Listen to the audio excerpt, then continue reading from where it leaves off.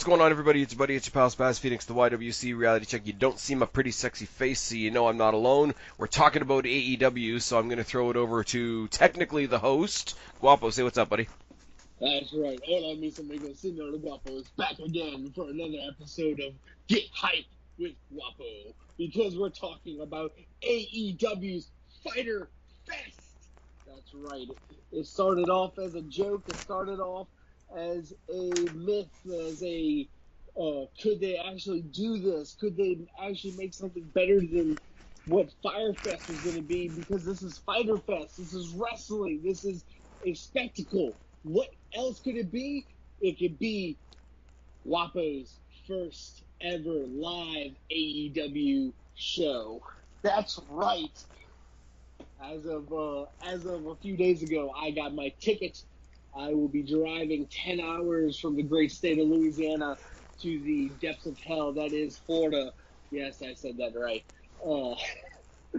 And I will be going with some friends, and we're going to see AEW Fyter Fest live. I am looking forward to it. I am even more hyped than I am for any other show, because as everyone knows, you get really hyped for a live wrestling show, and it's AEW. What else is there to get hype about? We got some matches to talk about now, Spaz. We do, but I did say I wanted to get your opinion because you are, on this channel anyway, you are the AEW guy. I am the AEW guy. So I want to ask you, are big bad heel WWE setting their guns on AEW?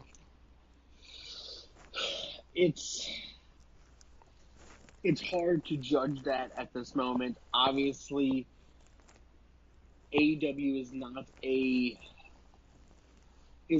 money threat to AEW at this moment, because it is still a starting company. They do not have regular programming on television yet.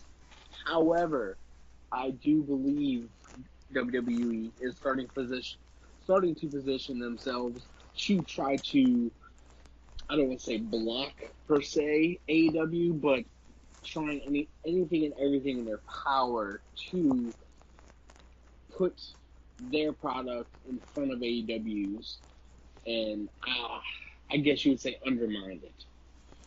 Okay, so this is coming out of the news we got. I think it was actually yesterday, released by Triple H. The news that on June 26th, the same day that AEW are doing their charity event, Fight for the Fallen, which I think is a very cool concept. Yeah. By the way, I'm not here to take any. I make a lot of jokes about AEW, but I'm not here to take any shots at that particular concept. I think it's great. I saw a little bit of one of the Road to Fight for the Fallen. One of their staff members. I'm not sure what his position is. He just giving his own personal opinions and personal experiences dealing with gun violence and whatever, that sort of thing.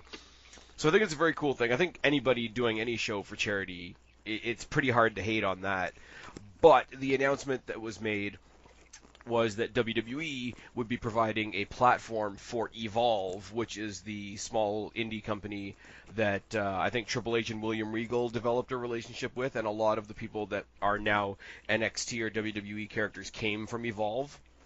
Mm-hmm. And their show Evolve 131, or what's being dubbed as their 10th anniversary show, is going to get a huge worldwide platform on the WWE Network, airing the same night as Fight for the Fallen. Now, initially, the reaction to this, and as you and I both say, we get a lot of our information filtered to us through What Culture, just because that's our chosen thing. Andy Murray from What Culture put it out on Twitter the same day. He's I love the pettiness of WWE. Well, WWE hasn't all of a sudden created a show to fuck with Fight for the Fallen, and I don't think they're doing anything to stop Fight for the Fallen from happening. They are taking a show that their feeder system was already doing and saying, hey, why don't we give you a platform? Why don't we make, for all AEW is putting themselves out there as they're the alternative, while WWE is giving Evolve a chance to be the alternative to the alternative. if that's a very 50-50 neutral way to put it. Do you think, I mean, obviously, if people are out there watching one show or the other, obviously it is a competition in a sense. But do you think this was a dick move by WWE? I think I don't think it was a dick move for them to do this per se. How it fell, it does seem a little petty, I guess you would say. But for them promoting Evolve and doing all that, I'm happy with them doing that. It's just where it pops up at and everything like that, it makes it feel petty in a way. Because you're talking about the context of it. Like, the context of it feels petty. Of it. Correct. Okay. But the whole, like, helping Evolve and putting Evolve on the network in order to, I'm okay with that. I'm happy with that. Problem is, what sucks about that completely is because of how this is coming out as, what will happen is people are going to watch Fight for the Fallen, and then the next day they're going to go back on the network and watch the Evolve show. And that's what I'm saying, though. Like, there's nothing keeping... Okay, the only people that have to choose what show they're watching are the people that either have tickets for Fight for the Fallen or have tickets to the Evolve show. Because I'm sorry, the people that had, like, the people at Evolve aren't performing for nobody, so somebody bought tickets to that event. Those people weren't going to be watching Fight for the Fallen on the night anyway. And vice versa, I don't think anybody that's got tickets to Fight for the Fallen are going to, like, get rid of their tickets to go home and watch Evolve on the WWE network. Mm-hmm. But what I'm saying is, whether or not you agree with WWE and their motives and whatever, I don't want to say my metaphor, but I can't think of a better word. My metaphor has always been McDonald's. McDonald's is very well known for having Ronald McDonald House, where, like, families go that have kids in hospital and they have, accommodations so that they can be with their loved ones in their rough times and whatever. And companies, like big multi-million dollar industries, will go and pump millions of dollars into that charity. Right? And cynical people will be like, oh, well, such and such company only did that to look good. It's like, well, the charity doesn't care. The charity just got a couple $1 million to go out there and do some good, cool shit. The charity, the kids that charity is helping, etc., the families of the kids that charity is helping, etc., don't care why that donation happened. They care that, their child is being taken care of. They care that they have accommodations and they don't have to worry about finances so that they can be there for their kid and their child while their child is going through all this, horrendous shit. Like, you got kids dealing with cancer and whatever else. So apply that to this, right? Apply that to the Evolve show. Now, in all honesty, I think the two main events are the two main matches that are going to catch people's eye on the Evolve show that I've heard of are Drew Gulak, who's our new Cruiserweight champion, taking on Matt Riddle again, which is a rematch from a great match that they had in NXT. And you've got the NXT champion Adam Cole, I knew I was going to do that, taking on Akira Tozawa from 205 Live. Those are going to be two great matches. Other than that, everybody else on the card, as far as I know, are strictly Evolve talent, who I don't have a clue who they are, and without being disrespectful to anybody else, I'm pretty sure there's a lot of people that don't realize who they are.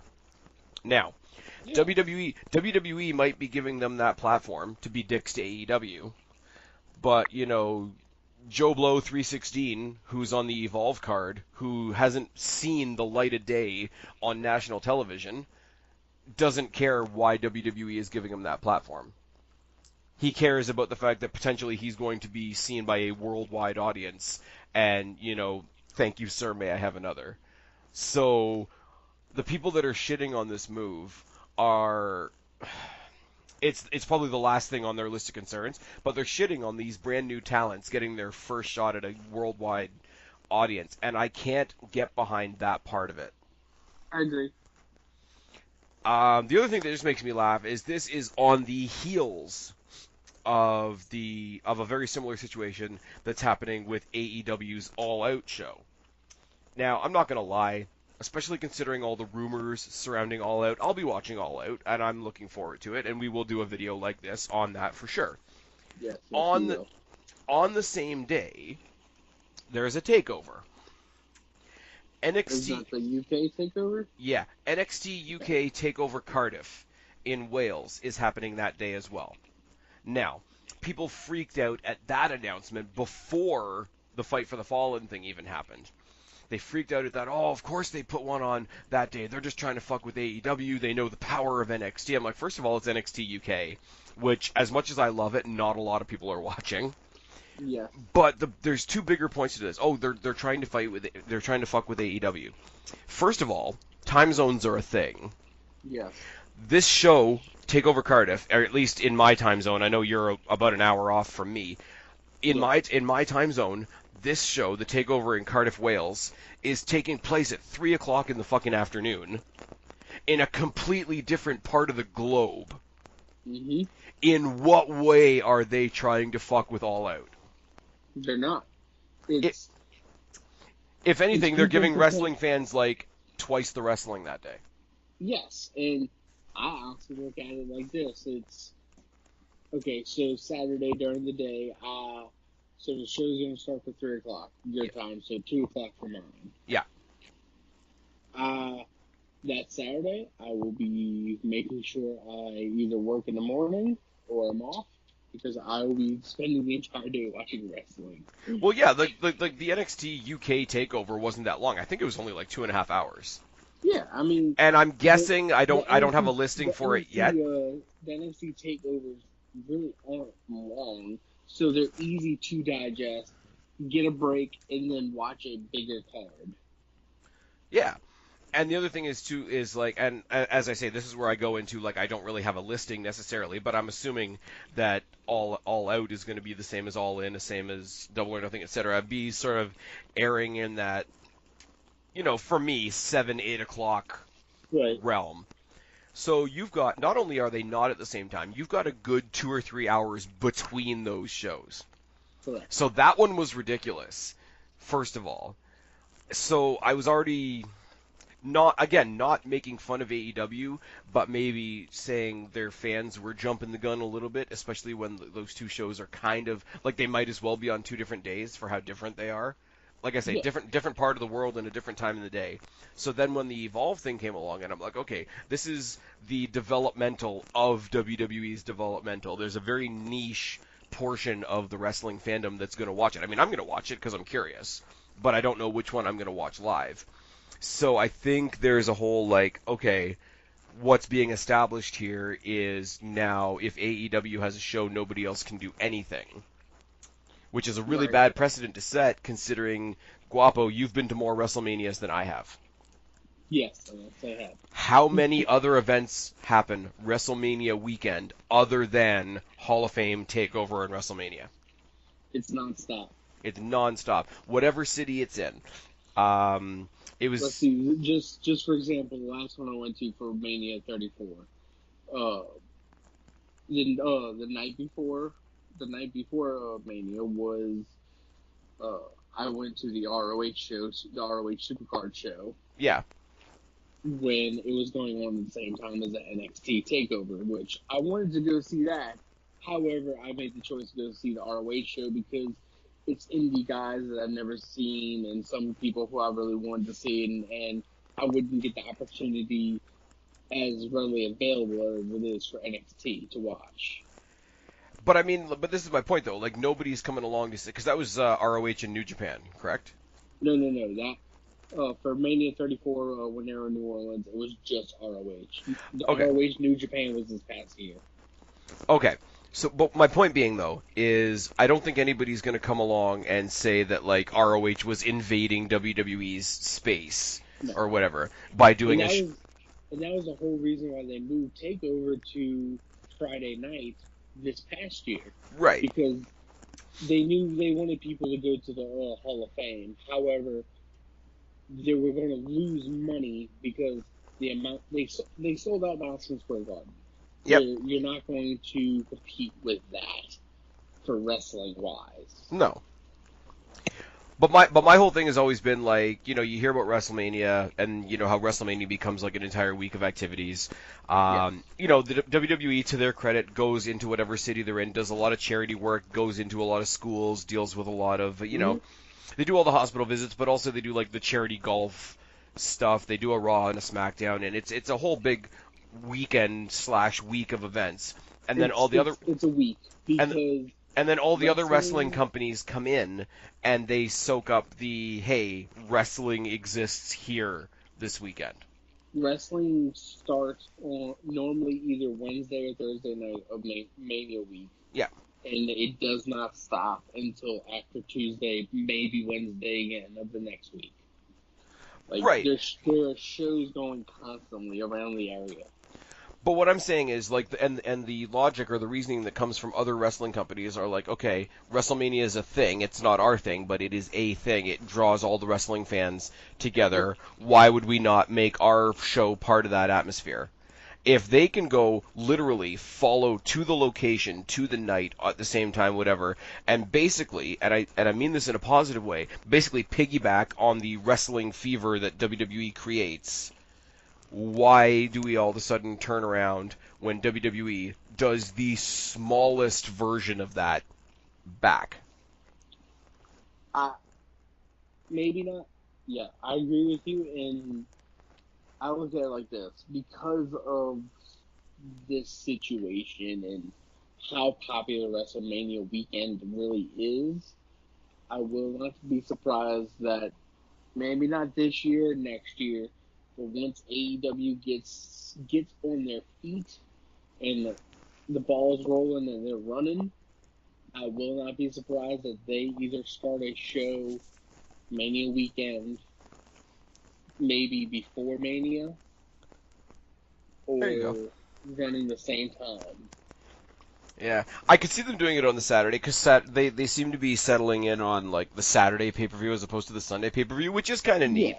Yeah. It is a cool thing. It's just as like I'll put it on equal footing.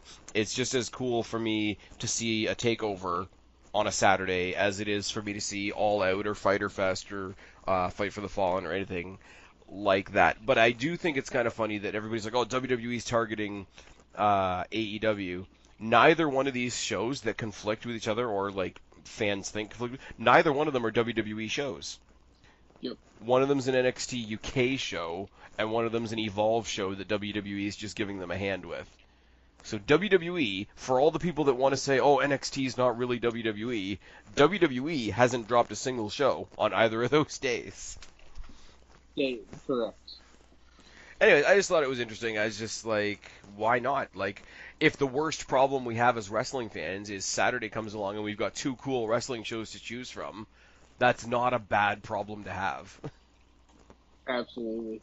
I mean, So, my SummerSlam weekend is being kicked off by Destiny Icons 2, yeah. where, if I haven't mentioned it before, I'm going to get to see OVE versus SCU. And you will be very happy. I will be very happy. Anyways, enough of my rambling. I just wanted to touch on that with the official AEW representative of the channel. So now I hand the what's the word I'm looking for? Hand the reins over to you, and you can tell us about this card we got coming up. Yes, so since I now have the reins, not the Roman of the reins, but the reins of the show, we will be talking about the card of AEW Fyter Fest live in Daytona Beach, Florida, where I will be there. I'll be very happy. Sorry. That's where the last Nitro was. I just realized that. Yes, it is. It's exactly where the last Nitro was. Do we want to make any more WCW comparisons to AEW? No, because this will succeed. Wow. Difference in people who actually care about the product and booking things correctly. Cough, cough, Raw, SmackDown. We'll talk about that later. We'll talk about that in the Extreme Rules preview. That's another show. All right, starting off on the buy-in, which they're calling it the buy-in still, but it's a pre-show. So, yeah. We have a triple threat tag team match where the winner will advance to All Out for a shot at the first round of the round bye. Oh, they get a first round bye in the tag team tournament for the AEW World Tag Team Championship. We have SCU, Scorpio Sky, and Frankie Kazarian versus Private Party, which I will be 100% honest. I just looked them up. I cannot remember their names, and I'd already closed out the tab. So Private Party, I've seen minimal things about them, so I can't really give any good feedback on them.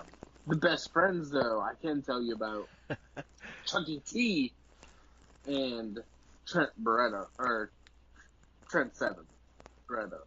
I was gonna say Trent Seven is NXT UK, bro. Close enough. I will say one half of the most neon match at Double or Nothing. That was a lot of fun. That was a really fun match. The involvement of the Best Friends in this just makes me think that we're going to see. And I know we didn't know their names last time we talked about them, but the team that came in and jumped them at the end. One that looked like sort of like mini Raymond Rowe, and the other one looked like a big dude in a mask. They were called the Super Smash Brothers, and now they're called something else. Yeah, they're called the Order. No. The Dark Order. Yes, the Dark Order, or something like that. With all their little Power Ranger putty friends hanging out around ringside. Yes, with their foot soldiers.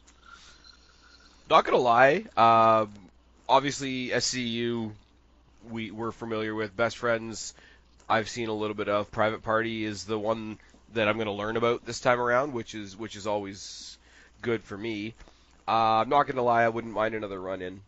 If it's just these guys are just gonna keep fucking with the tag team matches. I wouldn't mind another run in. However, my prediction for the match is going to be SCU, just because I don't see a reason why they don't get in that tag team championship circle. The only reason I would say not them and maybe Private Party or the Best Friends. I mean, it could be Best Friends. Would be when you saw the first AEW little parking lot party there, they were talking a lot about how we're not just going to promote our friends, we're not going to do what other companies do, we're going to get you guys more familiar with newer names that you don't know yet, but you should. SCU, for as great as they are already a ridiculously established team.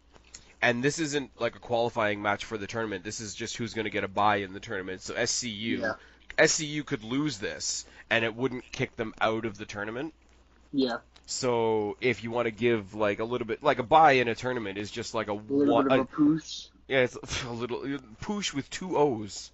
But if you want to give a little 1 round advantage to somebody, give it to a team that not very many people are familiar with. That's why I'm going to say the Private Party, even though I don't know who they are, because it's the teams that we don't know that need the push. I'm sorry, not so much Scorpio Sky, because he's a newer guy to me, but guys like Daniels and Kazarian don't need a push.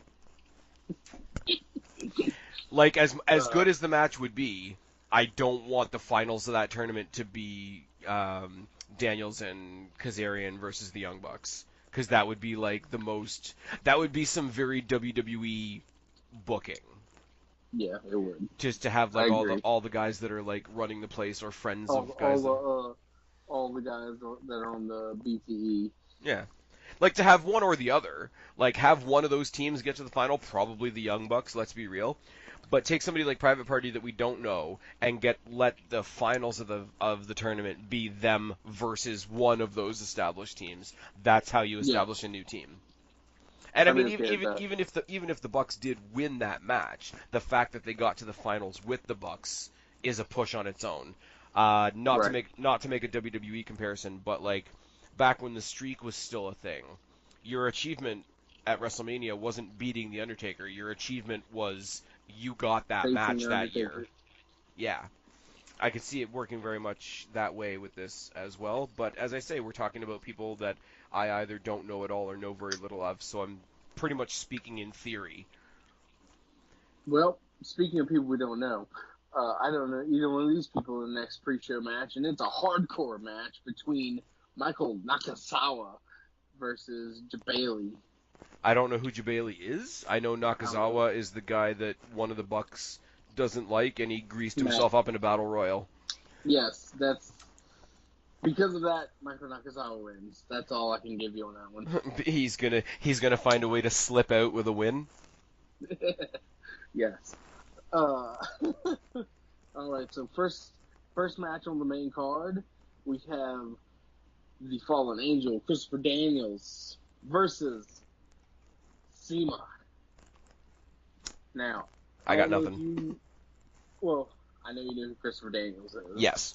SEMA, I don't know if you remember, he was one of the people who came in with like the talent trades and stuff for with WCW for like the cruiserweight division and stuff. So I was exposed, and I have seen SEMA a couple times before. Was he Double or Nothing? Okay, was he one of the ones in the 3-on-3 match with SCU? Yes, he was. Okay, because I'm not gonna lie, I'm not gonna pretend. I don't know each one of those guys by name, but as three guys that I don't know taking on guys that I'm already familiar with, I liked what I saw. So if we're just gonna get more of that, and if we're gonna get it on an individual basis, because this is the one thing I was gonna say looking at this card.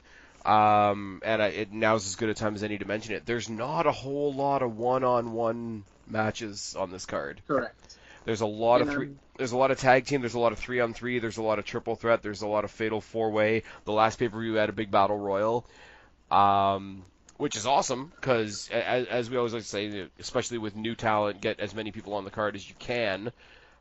But when you're dealing with a roster that I'm only sort of half familiar with, it's really hard to get to know people in chunks. Mm-hmm. And so if we're going to take a match that I admittedly did like, and I thought it was a great kickoff match for Double or Nothing, and we're going to break it down into an individual, individual scenario where I can get to know them as individuals rather than as, hey, here's three guys that are cool. Mm-hmm.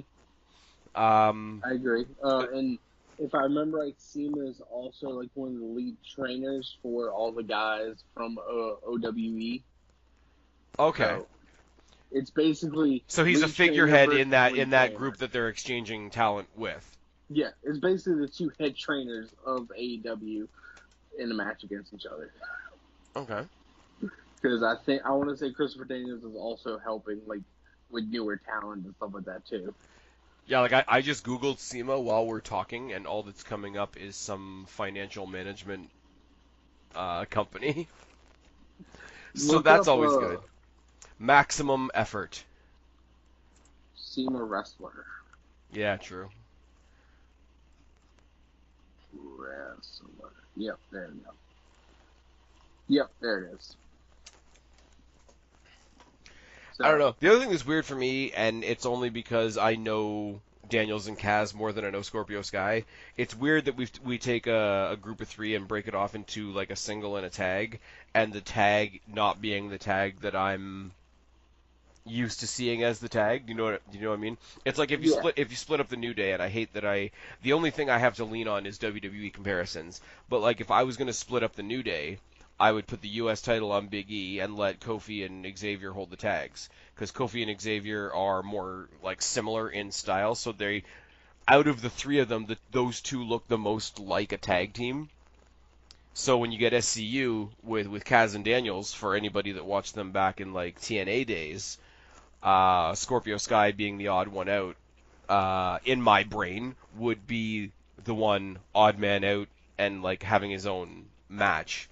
So they're sort of subverting the expectation there, which isn't a bad thing at all, really. But at one point, Christopher Daniels was supposed to be the higher power. I randomly found that out today. Yeah. Remember the whole like corporate ministry higher power, and then we eventually found out it was Vince. Yes. Apparently, one of the options back in the day was going to be Christopher Daniels. So Undertaker was going to be operating under the orders of Christopher Daniels. The worst part is I'd be okay with it. I'd be okay with it too, but like in today, like current context, like can you even imagine that? Oh God, no. No, we got Kane instead, and that was so much better.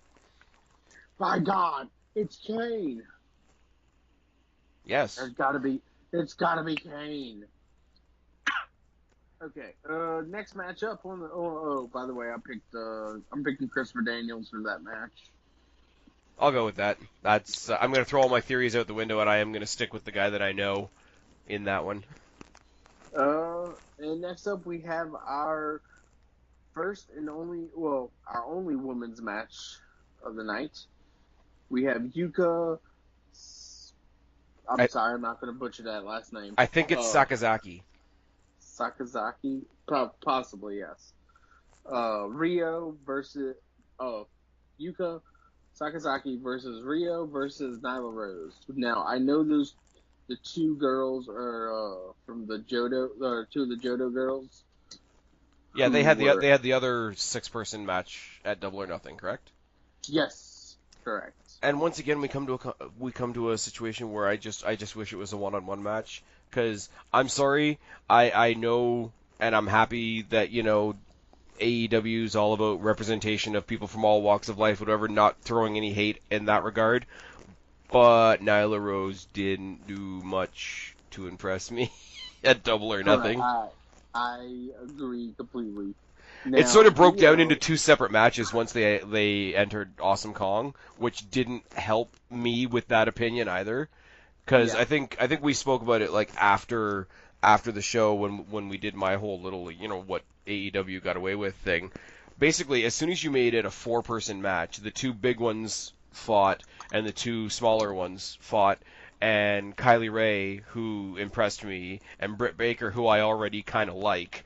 I just wish it was a one-on-one match, and I think it's going to be the same thing here. Not for any of the problematic or social reasons that some people might say this, but Nyla Rose is going to be the odd person out in this. She definitely will be. And maybe if you remember, Rio was the one in like a super long dress who was getting the ever living crap beat out of her throughout most of that match. Well, so you got somebody in there that can sell, that can like Ziggler for the match, but basically Yuka was the one with like the parachute pants, who was also like in the match taking most of the heavy bumps. So, so it's Big Show versus 2 Dolph Zigglers. Yes, essentially. However, I see one of the Dolph Zigglers winning. Yeah, even if it's one of those like. Again, I have to go back to the WWE comparison because it's the only thing I really can. When they had the Daniel Bryan and CM Punk feud, and they thought it was a great idea to make it a triple threat match and throw in Kane. Yeah. And they just kept on, like, the whole feeling throughout that whole match, from what I can remember of it, was the whole, like, both of them collectively were like, let's get rid of this big fucker and have our match. Yeah. I gotta believe that Riho and Sakazaki are gonna do somewhat of the same thing, if not only for like the size disparity and the pair of underdogs type thing, but also like so that they can have the style of match that they want. Because I will give it, I don't know what it's called. I'm sure I know there's a lot of terminology floating around, but there is a certain style to that match, that 6-person match that they had. That is very, very different from a typical, if I want to be nice about it, powerhouse style. Mm-hmm. I hope, and once again, it's one of those, I want the ones that entertain me more to win, so Nyla Rose is out of luck. Yes. Next one, if you're looking at the matches in the same order that I am, the next one is the one that I'm most excited about, I'm not going to lie. Yeah, this match is going to be. I'm on the same page as you. I just went to the same link that you sent me. Yeah. So, the next match of the night, which I feel might be a contender for what's going to be match of the night, which is going to be hard because the last couple matches are probably going to be in there. Yeah. Oh, we I don't think have there's going to be anything particularly bad on here. It's just like like I say, and I think I'm going to be saying it for the next little while. I'm meeting a whole lot of brand new wrestlers in a big handful, in a big chunk, and here's our roster. right. You're talking about a match with 4 of the big names that I didn't know that stuck out to me immediately at Double or Nothing. So, and I mean, one of them is probably going to be the AEW champion. So, Yes, but yeah, I see. Yeah, okay. Sorry, still have to say the names. We have the Hangman Adam Page. We have the Salt of the Earth MJF. We have Jungle Boy, and the guy who will probably kill everyone, Jimmy Havoc. nice. It's the easiest way to put it. This match will probably a cluster. It'll be a fun clusterfuck, just because we have the athleticism of Jungle Boy and Adam Page.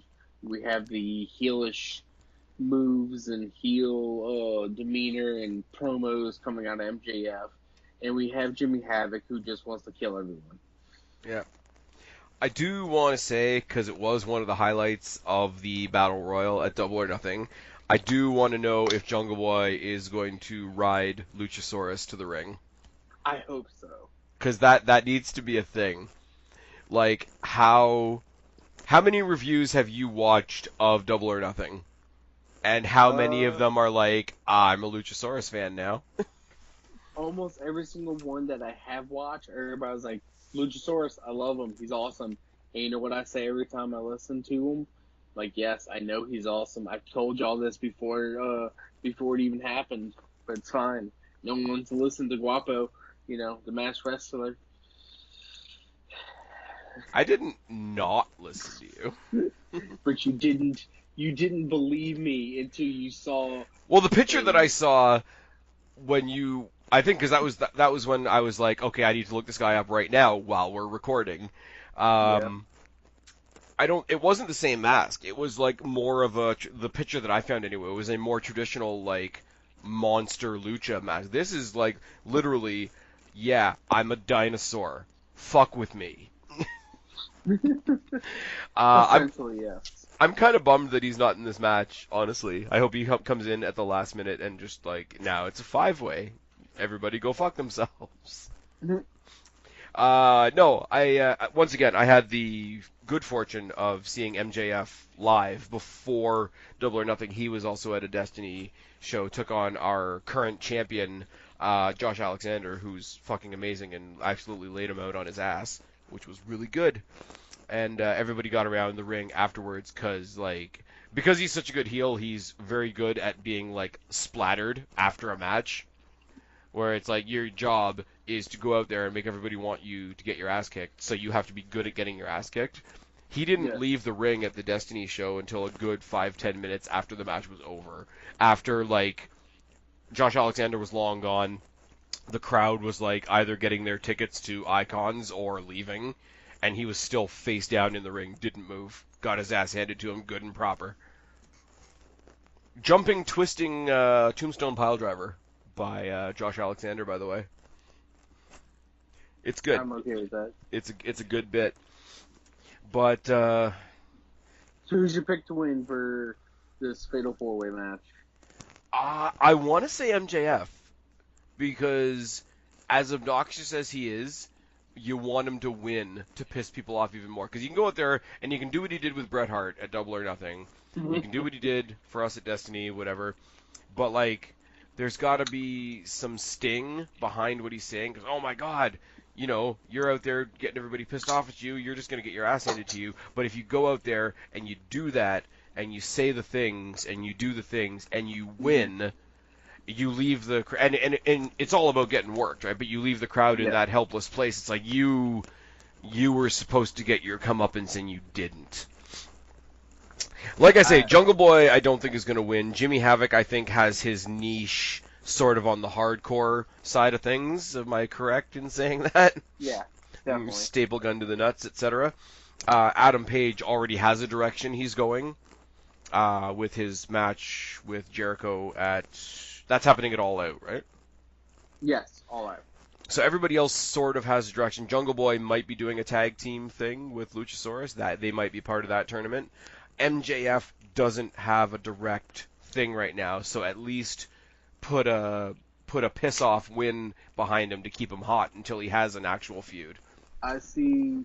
My pick is MJF winning, pinning Jungle Boy in a very heelish, dirty way after like throwing Paige out of the ring.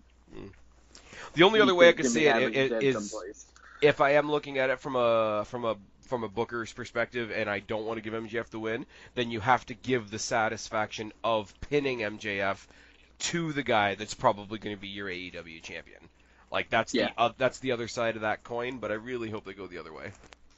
I do too. Okay, next one you gotta tell me about somebody because I don't know who the fuck Darby Allin is. You and me both, buddy. All right, fair enough. So Cody Rhodes versus another guy with face paint. Yes, Cody versus Darby Allin, who I'll be 100%. I have never watched anything with Darby Allin before, so. All right, so I'm gonna Google this too. He's completely new to me. Look, everything you need to know about Darby Allin, Daily DDT.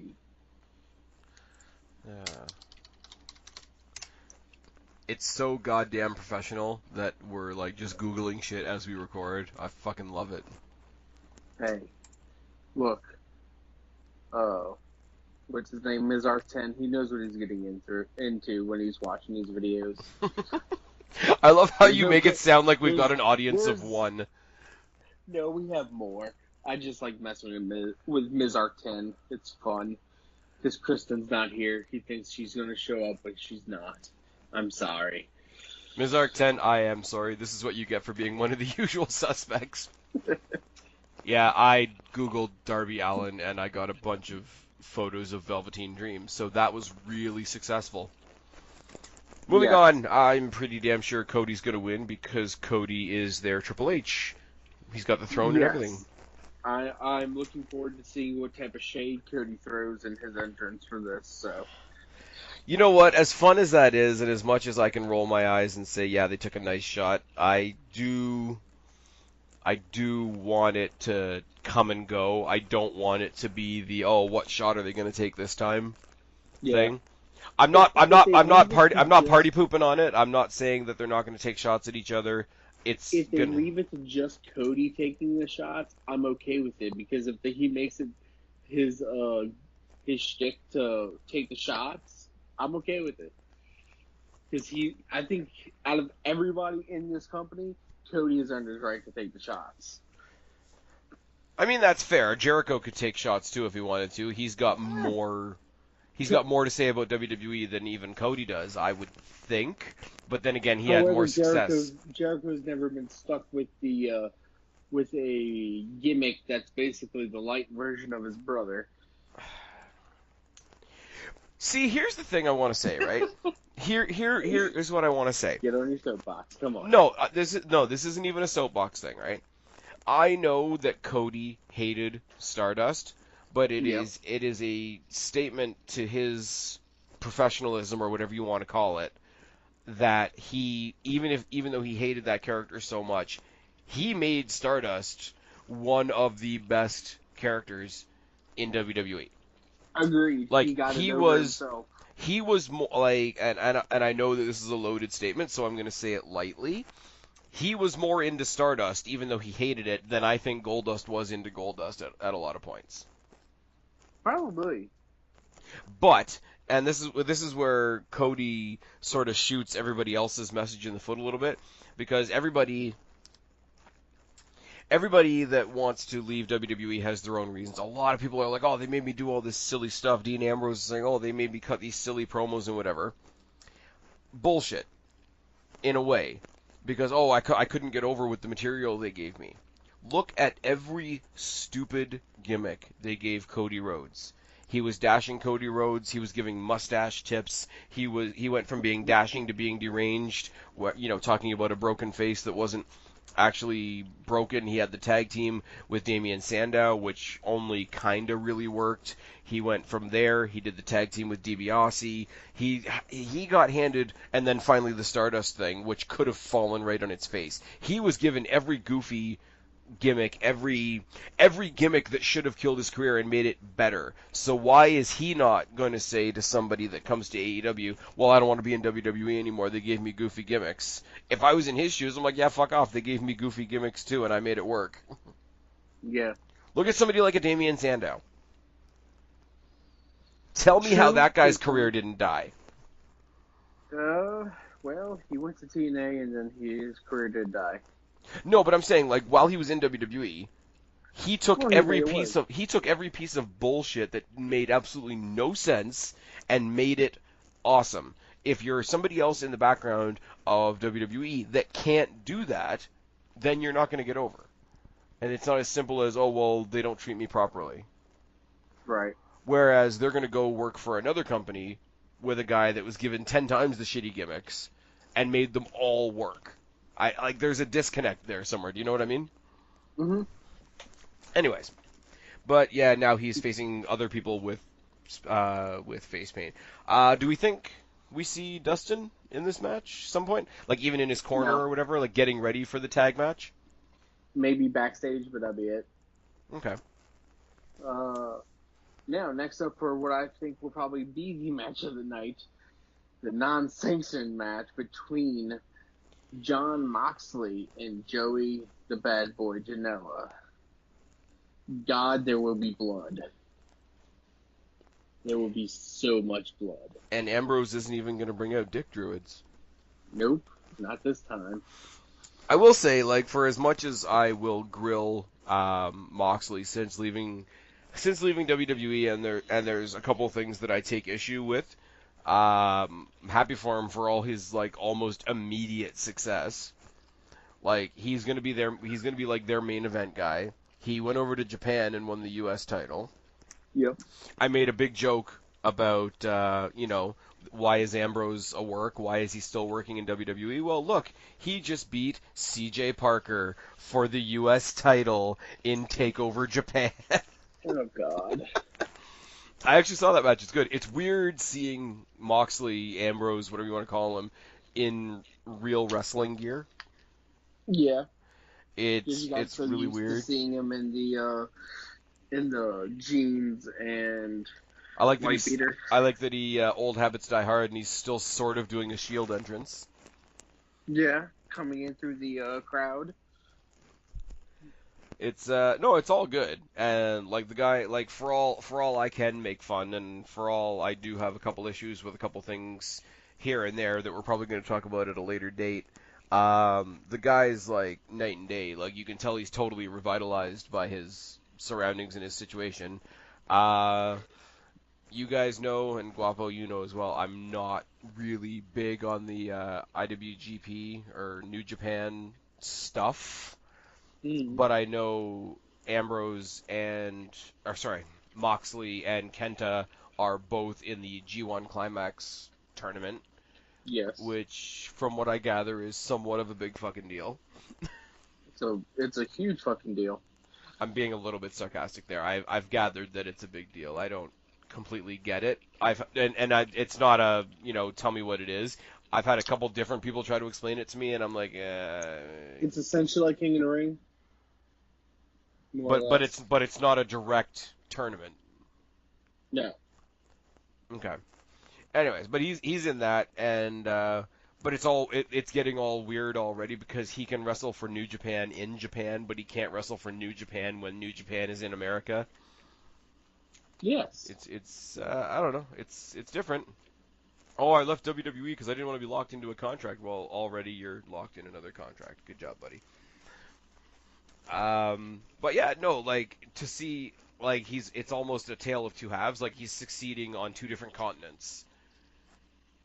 And what else can you really ask for the guy success wise other than to be put like directly into the title tournament or the title situation in AEW, which I don't think was going to happen right away. No. I think I'm Moxley's sorry going to, if we got to establish the first ever AEW championship and the match had been Jericho versus Ambrose. That wouldn't be a yeah. good look. Oh no, I agree. You're But getting into TNA territory there. I really think what's going to happen is Moxley's going to he's going to be doing the part-time stuff with AEW until they get TV. He's going to be going to Japan more. He's going to do the G1, and I really do think he's going to try to get as much steam and work with as many good people as he can in Japan. And once the AEW stuff for the live TV and the pay-per-views start happening more often, he'll come back to the States and work AEW. But Question for you, because I've been saying the whole time, and I think I said this in our last video, and I've said it a bunch tonight.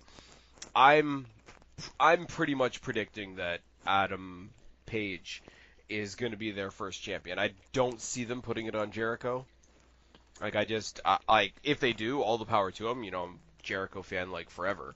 But I see them putting it on Hangman Page. Who do you think he defends against first? Omega or Moxley?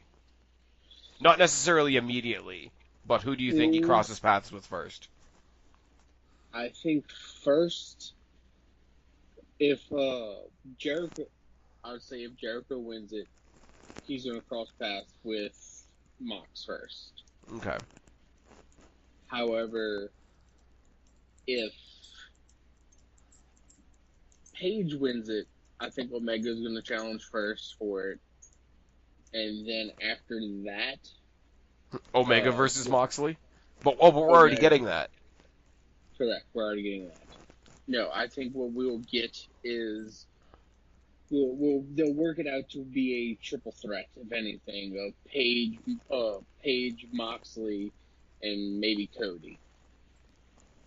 Ooh. Yeah. Right. We have options. Not gonna lie, like, I would be fine if they didn't put Moxley in the main event right away. Because the one thing about him being in WWE, like, he wasn't always used correctly, but he was always a main event guy. Like, he came in the Shield, and the Shield was already a main event act. Like, we never got to see, like, Ambrose, like, struggle up the card. Right. I wouldn't mind if he came in, even though he's like the big shot in the arm, the guy that left WWE, etc. I wouldn't mind if he came with all that notoriety and still started at like the bottom of the card. Yeah. Like, okay, Moxley versus Luchasaurus.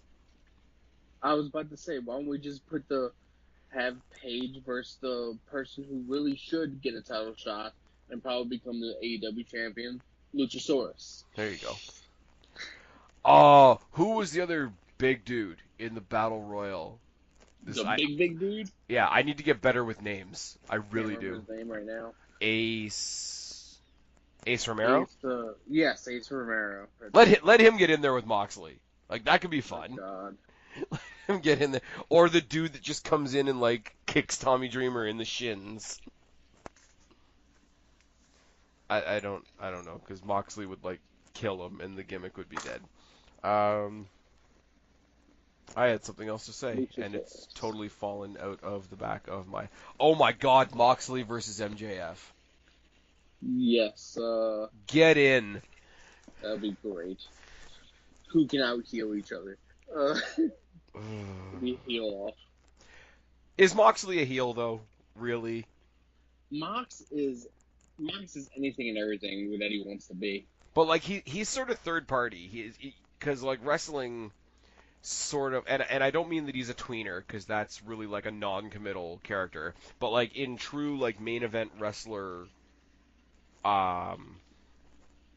context, there's really heel, face, and just crazy. Yeah. And I don't say that third category to put people down. I just I don't like the crowd's gonna love him too much to get proper heel heat, and he's gonna be doing things that you won't let you call him a good guy. Correct. So And he's taking on Janela, who was in the match with the Dick Druids. So that's a thing. I need to see. I know I've seen him more than once. I need to see more of Janela before I get an opinion of him. I don't have anything bad to say about him. I just wish I had more to say about him. Period. Janela's basically another deathmatch guy. Okay. So him and Havoc are gonna hook up at some point. Oh yes, and that's gonna be a match that's just buckets of blood for everyone. Mm. Like for the the first two rows will have a splash warning, That's gross. right? Hey, My at least it's better than the warning they would get if it was a Priscilla Kelly match. Oh God. Okay, skipping that, we're gonna go straight to. I'm picking Moxley to win. I'm saying Moxley on a bunch of levels because I mean Janela is obviously super familiar with the people that are familiar with him, as redundant as that sounds. But A, Moxley's one of the most fun characters they got right now. B, they got to throw all their weight behind him as being the weapon against WWE. And I hate to say it that way because he should. Hello? Yeah, I'm here. Something's beeping, or maybe my computer's just fucked. That might be I it. don't see them having Moxley losing, especially right now because he's also a title holder technically. Do you think he has the title on the No, AEW show? he doesn't. He doesn't bring the title at all. No, like not the physical title, but like is he? No, He's not they don't acknowledged have a as the work. They champion. don't have a working. They don't have a working relationship with New Japan, so no. Oh, that sucks. That's really weird. The Moxley's deal with New Japan was done before what's called the AEW stuff. So Oh wow. that's why AEW can't do anything about it because AEW is allowing him to do the New Japan stuff, and New Japan's allowing him to do the AEW stuff. So That's weird. right, but anyway, I picked Mox. Who you pick? I'm going with Mox because I don't. It feels like I'm just voting for the guys that I know, but like I don't know enough about Janela Yeah. to like base any opinion either way. And I really do think like on the petty side of it, like they're gonna use Moxley as the guy they stole from WWE, even if they're not saying it. Yes. So on a real level, on a logical level, and on a petty level, I think Moxley gets the win, and good for him. I'm okay with it. And for our main event, we will have the Young Bucks of Nick and Matt Jackson and Kenny Omega versus the Lucha Bros, Pentagon Jr., Ray Phoenix, and their special partner, Laredo Kid, Now apparently, aka Spot Fest for days. and you probably know more about this situation than I do, because I only know what I've heard through the grapevine. This was originally supposed to be Pac, Yep, those are supposed to be Pac. and he's got some contractual issue with Dragon Gate. Yes, he is stuck in Dragon Gate. That, and I think he has to get a new visa with the United States. Oh, okay, because that's what kept him from his match at Double or Nothing. Correct. Was His something visa, something dude. along the line. Yeah, because he's got some weird title. What was it, like the Never Open the Dragon's Gate title or Dragon's something? Gate, yeah, something like that. And he's not But allowed to lose while he correct. has it. Yes. So just have the Lucha Brothers team win and still put on a great match. There you go. Pac versus Omega. Pac He can versus still Omega. lose. I mean, he can still lose. He just can't be pinned. Yeah, I don't know. I think for as much as like people are like, oh, WWE's petty, it sounds to me like all the companies are a little bit petty. Pretty much. It happens. I don't know. I still stand by what I said before. I don't have anything against Omega. I still don't get it. No, you It don't? it's just a me. I guess it's just a me thing. It's Well, it's like on my side of the coin, I can't believe that anybody doesn't like Jeff Hardy, but apparently lots of people don't. Drugs will do that to you. Oh Christ. Um, I don't know. Like as I say, like I acknowledge that he's a main eventer. I acknowledge that he obviously has his fan base in the palm of his hand, and I can respect that. I'm just mhm. on a personal level. I don't get the guy's got great matches from what I can tell, and I've never taken that away from him. I'm still firmly in the camp of I don't get it. I don't The get the thing, whole. I think You and I had once, this conversation before Double or Nothing. yes, I don't get this whole, oh my God, he's the one and only guy that's going to save all of wrestling. I'm like, okay. I think it's you just need to. You haven't been exposed to all of his like. That's absolutely You, fair. yeah, you haven't been exposed to all of his really good matches and everything. Like, I'm Like sure if you were to say to me right now, like of the wrestlers that I am somewhat familiar with, who do I think is eventually going to get where they need to be and rock the boat? My number one answer is going to be Adam Cole right now. Yeah.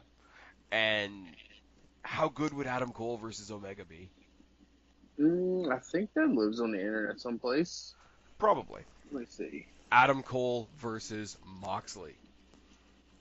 Yes, I would love to see it. However, we won't be able to see it ever. Oh, come on. Bullet Club versus the Yellow Bullet Club. Sure. I don't know. I don't know what to do with this because it really sounds like this is going to be the main event, and I'm getting the idea, other than obviously the Jericho thing, that these guys may just go into the pattern of having like some spectacular multi-person matches as the main events rather than the title. Is that something you can see happening? Because it's different, and it leaves everybody on a high-flying note. But if they get to All Out and the title match isn't the main event, I'm gonna question that when the time comes. Mm-hmm. I don't know. It's a 6-man tag. I don't know. It's going to be a spot fun fest for everybody. That's Oh no, all I know. I'm saying I don't know who to pick to win. Like I Uh, want to say you got 3 guys that are running the company in that match, so I so, could go the cynical route. okay. I'm looking at it like this. So, Kenny has a loss against Jericho. Bucks beat Pentagon and Phoenix at Double or Nothing. And The Laredo's an X factor in Bucks, that because he wasn't part of Double or Nothing. correct. However, the Bucks went to Mexico to defend the AAA titles and lost them against the Lucha Bros. So the Lucha Brothers are So, those tag team champions right now. correct. Yeah. So, it could be a rubber match, or it ends in a DQ with somebody coming in. Fair. But Which I see who that. comes in? Like it's hard to say because like right now because they don't have a TV show, it's just like here's a card, here's some awesome matches. But as far as a run-in, like I mean, yeah, I mentioned excuse me. I mentioned Dusty Rhodes possibly being there for Cody's match. I mentioned, you know, Jungle Boy might come down to the ring on the shoulders of Luchasaurus, but like Yeah. other than very simple surface stuff like that, I don't have anything to base a potential run in on. The only thing I could think would be is no, I'm not even going to say him just because of the different speculations with him. Oh, And really? yeah, I don't want to put it out there just because one, I don't want to get my own hopes up. Two, I'm I don't I'm see gonna it start calling happening you Guapo's View Entertainment. yet. I'm just saying I don't want to say it just because I don't think it's going to happen. So there's no point even say it. I mean, they're not even in Chicago. Yeah, but you know, no, God, no. Not CM Punk. His ass is never wrestling again. Uh, Have you seen the promotional material for All Out? oh God, I don't know. Oh my God! They put 4 stars on the poster. CM Punk return confirmed. That's people reading into shit too much. Obviously, the Chicago flag has that, so that's why it's poster. People read into shit. Anyway, It's really but Punk under the Luchasaurus mask. Punk got some new tats then, and got about like 6 inches taller and better on the mic. Whoa. Whoa. Okay, I'm going to call bullshit on that. I will say CM Punk on stilts in a luchador mask would be pretty good. Yeah, right. CM Anyway. Punk on stilts in a luchador mask versus Ace Romero on the kickoff. Also, Luchasaurus has way better, like, he has more, like, muscle and everything on him, too. And he didn't get his ass handed to him in MMA. There it is. I didn't want to say it, but you did. CM Punk versus Britt Baker on the pre show. I mean, if Punk would be starting AEW with 2 losses. Ooh. Anyway. Now we're just assholes. I'm just going to say this match ends in a DQ from someone running in. I don't know who. I don't see anybody losing. So. Okay, I'm going to defer to you once again. Obviously, Pentagon and Phoenix have like a running rivalry with the Bucks. Yeah. Are Pentagon and Phoenix actual AEW roster members? I think they are. It's just because they do have a contract with AAA at the moment still. Okay.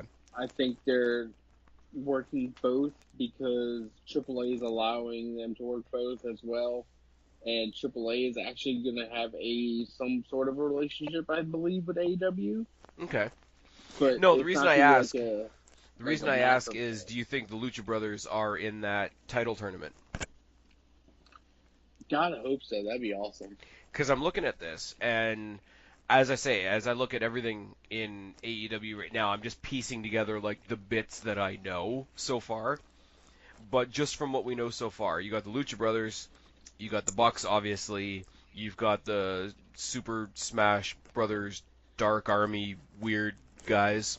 Yeah. You've got any combination of SCU, Private Party, who we're gonna, I guess, see how they are, Best Friends, Angelico and Jack Evans.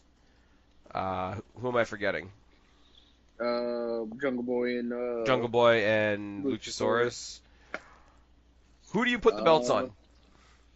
Like out of who we see right now, I want your opinion, just out of my own curiosity. If you do this tournament, do a tournament in such a way that everybody sort of gets to look good and nobody really looks like a loser. Who do you put the belts on as your first champion? I've already said I think Adam Page is going to be their first main champion. Britt Baker's probably going to be their first women's champion. Agreed. I think having 2 faces as your main male and main female champions, I think you're going to have to go with a heel tag as your first tag champions. So it's going to be a toss-up, really. Because everybody's so likable right now, so it's hard to say. I don't see it being Lucha Bros. I don't see the Bucks taking it first off. So I'm going to scratch them out. SCU possible. If for some reason they're doing Luchasaurus and Jungle Boy, I would put them in the contention. Could they totally put it up on its head and have like all the really, really popular ones out first and get like a final with like the Smash Brothers and Luchasaurus and Jungle Boy? I'd be okay with that. Just as an initial offering to the fans to be like, look, we are going to push the new talent. It's not going to be same old, same old. Yeah. And I mean, between those two teams, you do have that dynamic that WWE had going for a long time of like every tag team was like one big guy and one little guy. Yeah. I mean, I'd like to see more of Jungle Boy. He got pounced out of the fucking ring in that. Jesus Christ. Like, that wasn't even a pounce. He just, like, Ace just, like, picked him up and, like, sort of volleyed him up the rampway. So, Terrifying. Ace Romero is going to be the tag team champions by himself. Like, that's what's going to... I'm interested. I'm interested to see when, because it's going to be a matter of when, not if. When they make a mid card title for the company, and what it will be. Because I don't know, because to come up with a mid-card title, you have to, like... I think... You have to, like, come up with a reason for it to exist, right? Like, WWE basically created the U.S. title for SmackDown because Raw had the IC title. That's why the U.S. title exists.